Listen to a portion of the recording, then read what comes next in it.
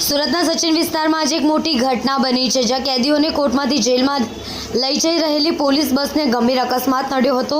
કેદીઓ ભરેલી પોલીસ બસ ટ્રકમાં ઘૂસી ગઈ હતી। આ ઘટનામાં કેટલાક આરોપીઓને ઈજા પહોંચી છે, જેમને હોસ્પિટલ ખસેડવામાં આવ્યા છે। પ્રાપ્ત માહિતી અનુસાર આ અકસ્માત સચિન વિસ્તારમાં આવેલી ચેકપોસ્ટ નજીક થયો હતો। પોલીસ બસ આગળ જઈ રહેલા એક ટ્રક સાથે અથડાઈ હતી, જેને કારણે અકસ્માત સર્જાયો હતો। આ બસમાં પકડાયેલા આરોપીઓને કોર્ટમાંથી લાજપોર જેલમાં લઈ જવામાં આવી રહ્યા હતા। તે દરમિયાન અકસ્માત સર્જાયો હતો। લાજપોર જેલમાંથી મળતી માહિતી પ્રમાણે બપોરના સમયે આરોપીઓને લઈને પોલીસ બસમાં સુરત પહોંચ્યા, ત્યારબાદ ત્યાંથી પરત લાજપોર જેલ ખાતે જઈ રહ્યા હતા। આ બસની અંદર 20થી વધુ કેદીઓ હતા, 30થી વધુ જેલના પોલીસ જવાનો હતા। ઓવરટેક કરવા જતાં સમયે આ બસની ટક્કર આગળ જતા ટ્રક સાથે થઈ ગઈ હતી।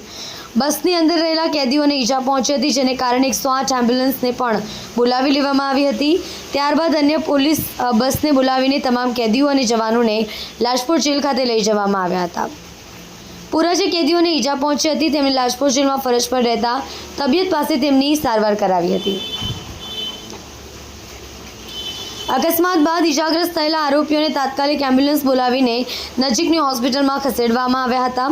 ઘટનાની જાણ થતાં જ સુરત હેડક્વાર્ટર પોલીસ દ્વારા તાત્કાલિક બીજી પોલીસ વાન મોકલવામાં આવી હતી, જેમાં બાકીના તમામ કેદીઓને સુરક્ષિત રીતે લાજપોર જેલ ખાતે પહોંચાડવામાં આવ્યા હતા।